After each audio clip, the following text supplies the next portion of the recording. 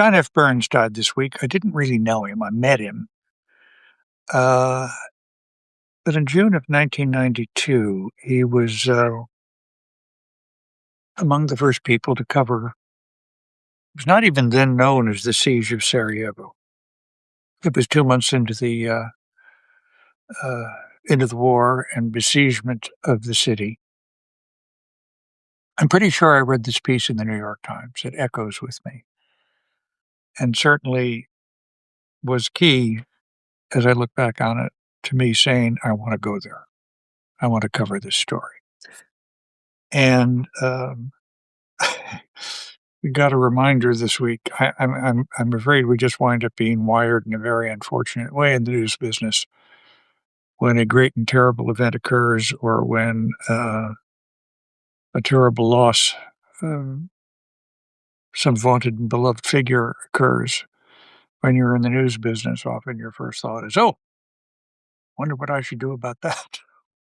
Oh, wait, that can be my weekly essay. Um, and I'm afraid when I read about Sarajevo, even before I got there, I sensed this was a place which I would profoundly relate to, which was besieged, Heather Barbarchenko and Leningrad in the world. I will say, when I got to Sarajevo, I met him a couple of times. We said hello because he would come back and forth. The New York Times correspondent in those days was someone with whom I'm still occasionally in touch with, Chuck Sudetic. But John F. Burns would come back, and well, I will explain that in a second. Dispatch from June 1992. John F. Burns wrote, as the 155 millimeter howitzer shells whistled down on this crumbling city today, exploding thunderously into buildings all around, a disheveled, stubble-bearded man in formal attire unfolded a plastic chair in the middle of Vasimiskina Street. He lifted his cello from its case and began playing Il Bonino's Adagio. There were only two people to hear him, and both fled, dodging from doorway to doorway, before the performance ended. Each day at 4 p.m., the cellist Vedran Smilovic walks to the same spot in the pedestrian mall for a concert in honor of Sarajevo's dead. I will explain. We got to know him, I profiled him. He often dropped by to drink cognac, which we could bring in when we flew in. 2 months into a civil war that turns more murderous by the day, Sarajevo, the capital of Bosnia and Herzegovina, is a skeleton of the thriving accomplished city it was. It is a wasteland of blasted mosques, churches, and museums, of fire-gutted office towers, hotels, and sports stadiums, and of hospitals, music schools, and libraries punctured by rockets, mortars, and artillery shells. Parks have been pressed into service as emergency cemeteries, and the pathetic lines of graves march even farther up the hillsides towards the gun emplacement. What is happening here in a European city that escaped 2 world wars with only minor damage is hard to grasp for many of those enduring it. It is a disaster of such magnitude and of such seeming disconnectedness from any achievable military or political goals. But those who take shelter for days in basement bunkers, emerging briefly into daylight for fresh supplies of bread and water, exhaust themselves trying to make sense of it. Many, like Mr. Smilovic, who played the cello for the Sarajevo Opera, reach for an anchor amid the chaos by doing something, however small, that carries them back to the stable, reasoned life they led before. Mr. Smilovic, 36 years old, spoke over the blasts of the shells that have poured down on the city unremittingly for the last 48 hours. He could have been speaking for all the survivors trapped here in defiance of the Serbian nationalist insistence that only the ethnic partitioning of the city and of the republic can bring them security. My mother is Muslim and my father is Muslim, Mr. Smilovic says, but I don't care. I am a Sarajevan. I used to hear that all the time. I'm cosmopolitan. I am a pacifist. Then he added, I am nothing special. I am a musician. I am part of the town like everyone else. I do what I can. In Sarajevo, as in many cities, towns, and villages across the former Yugoslav Republic, Serbs, Muslims, and Croats, the third major ethnic group in the population of 4.4 million, have lived for centuries side by side. So much so that their cultures, families, and lifestyles have grown into each other, creating a society of surprising depth and variety. They've done so in a landscape that is one of the most beautiful in Europe. A place of alpine mountains and blue-green rivers, of terracotta-roofed houses that cling to precipitous hillsides. Sarajevo, in a narrow valley bordered on all sides by mountains, has long been the symbol of this richly textured life. This is beautifully written. Isn't it? Enchanting generations of travelers since the present city was established by a Turkish sultan in 1462. Now it is a symbol of another kind, a place where Muslims, Serbs, Croats, and other religious minorities, including Albanians and a tiny population of Jews, suffer together. They endure the gunfire of Serbian nationalists who believe that the independent nation, Bosnia and Herzegovina, proclaimed on March 2nd, will dominate and eventually persecute Serbs.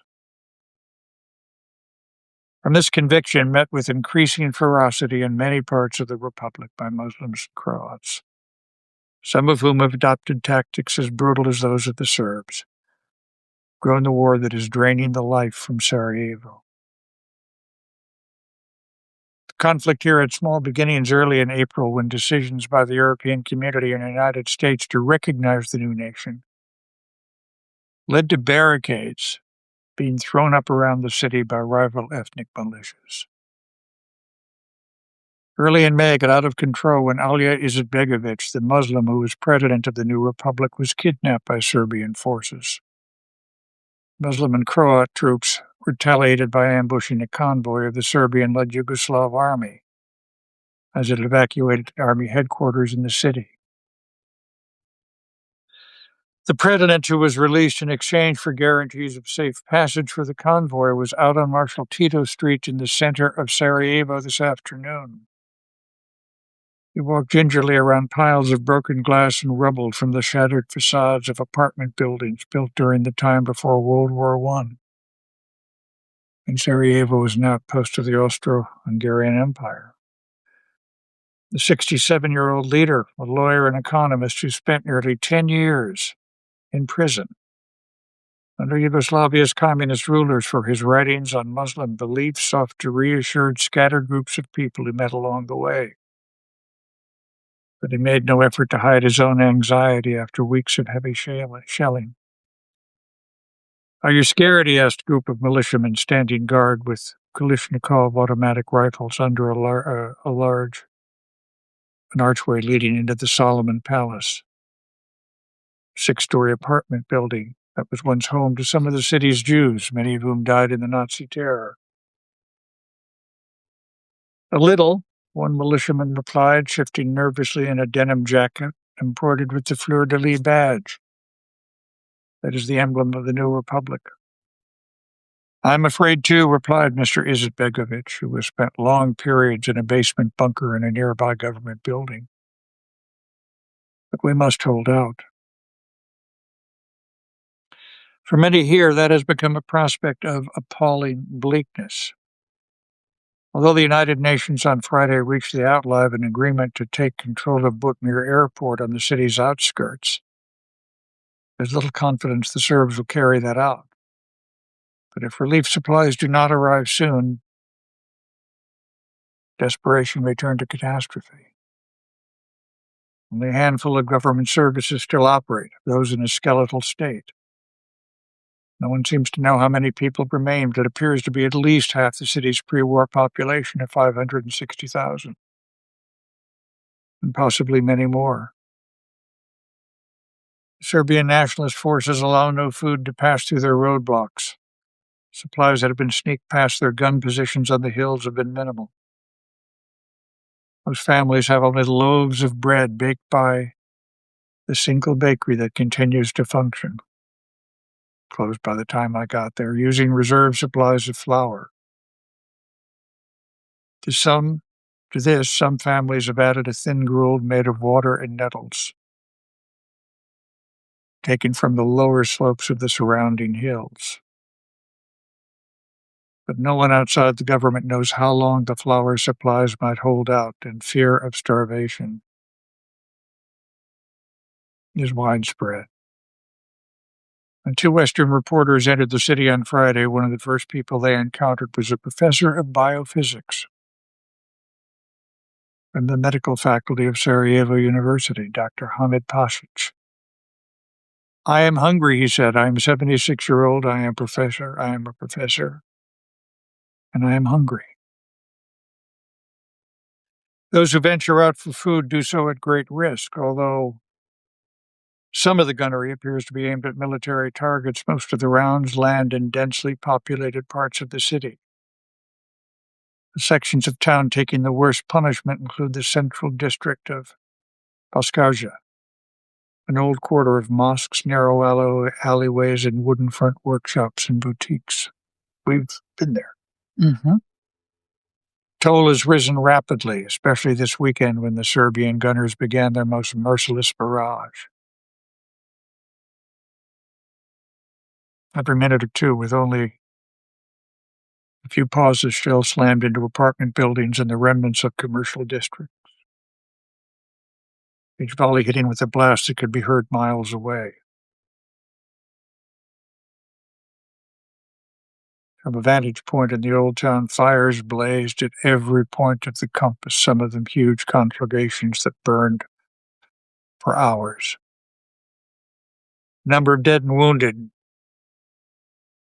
was another unknown. Gravediggers were hard-pressed to keep up with the new bodies arriving by the hour. At Kovlachi Park, 185 new graves, each with a coffin-shaped wooden marker bearing the Muslim emblems of a star and crescent moon, lay row upon row on the hillside. Graves were piles of freshly turned earth between clusters of wild roses, carnations, and violets. Shells hitting the hillside drove a steam shovel operator who was digging the graves into the cover of a ridge abutment. While they took shelter there, two middle-aged women carrying plastic bags of bread were hit by a new blast. Both were killed. For Kamal Aljevic, the 45-year-old owner of a bar called Alf, after the American television puppet character, the sight of the graves was too much. He said Serbian gunners appear to be repeating the destruction of Vukovar, the Croatian town of 45,000. That was reduced to rubble by artillery fire last year. This will be 3 times worse than Vukovar, he said. The hospitals are packed with wounded, many with amputated limbs from shrapnel blasts. Doctors report an unusually high incidence of heart attacks and psychological distress. With gasoline unavailable, many of the doctors walk miles to work through the streets for every intersection. Offers clear sight lines to snipers in the hills. Along the way, hundreds of cars, buses, and trams lie destroyed, many of them burned out hulks. The lung specialist who walks back from the Varosa Health Center every day spends her night in a shopping center storage room in the city's old quarter with her husband, cardiologist. With them, on mattresses on the floor, are a taxi driver, dentist, fireman, electrical engineer, waiter, and computer scientist, together with their family. A cross-section of Sarajevo life, pressed together, as they rarely were before the fighting. Amid occasional tears, there are moments of joy over chess games, crossword puzzles, and surprise meetings with old friends from other parts of town. "You're alive," a professor exclaimed to another who appeared in a shopping arcade on a Saturday night. Hugging him tightly for a full minute as both wept. On a radio broadcast that was frequently drowned out by exploding shells, an announcer urged people to turn up the volume on the station's Bosnian patriotic songs and Beatles music. "We cannot kill these maniacs with guns," he said. "So let's kill them with love and music." We're a bit on a roll with Grapes of Wrath yesterday, this today, and All Quiet on the Western Front tomorrow, mirroring the news. Stay with us. We'll have some more joyful readings as well. But God bless John F. Burns for writing that. And well, it's beautiful writing. Yeah, he was terrific. So the disagreement we had, there was no money really coming in. The hotel we stayed in for months at a time, the Holiday Inn, they did take Deutschmarks, but you'd go to the black market and for food and everything was cigarettes. Mm-hmm. Because they were coming in, and John F. Burns refused to pay the Sarajevo staff with cigarettes because he said smoking was bad for them. Yes, but dying of starvation was worse. Yeah. So, oh my gosh. So notice. Well, he was a great reporter. Great reporter. Yeah, not a single cliche, not analytical points of inflection point, that sort of thing. Did he use just suddenly? Great human stories. He didn't use suddenly. I don't think so, no. So God bless John F. Burns, and thanks for being with us tonight on our open book. Tomorrow night, Ambassador Samantha Power is going to talk about the new edition. Here, let me hand it to you. Of All Quiet on the Western Front, to which you've done a beautiful and thoughtful foreword. So, well, they did a little of both, John Mahoney. There was a lot of smoking in Sarajevo before the war and during the war. There was not a lot to do, and I think there was also a feeling of, what, that's going to lower my life expectancy? There's a sniper out the window.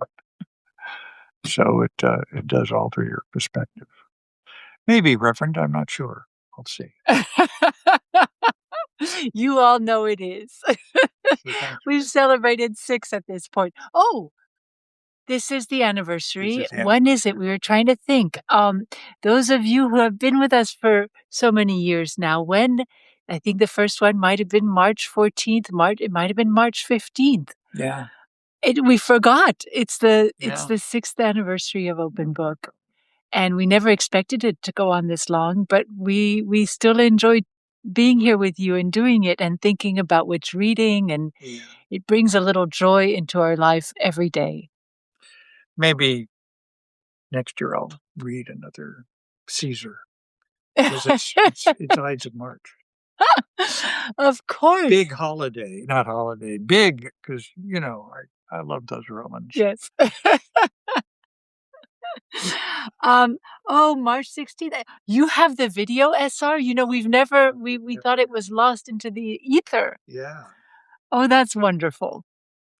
And so many of you still tune in. We do it because of this community. Exactly. Yeah, exactly.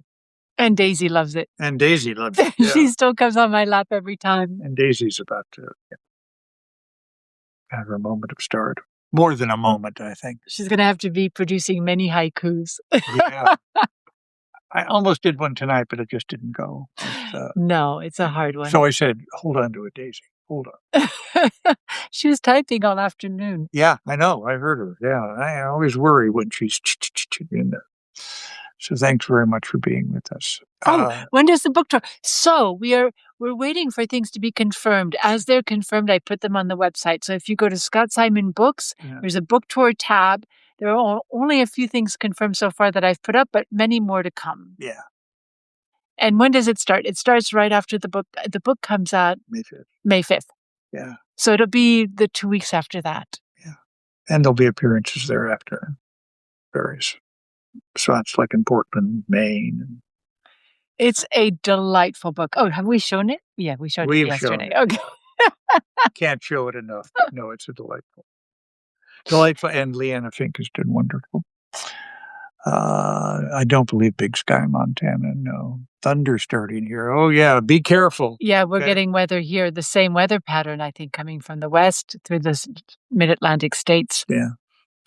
So thanks very much for being with us tonight on our open book. See you later. Oh, I'd love to come to Cleveland. Yes. Maybe something could work something out. Idea stream. Take care. Bye-bye.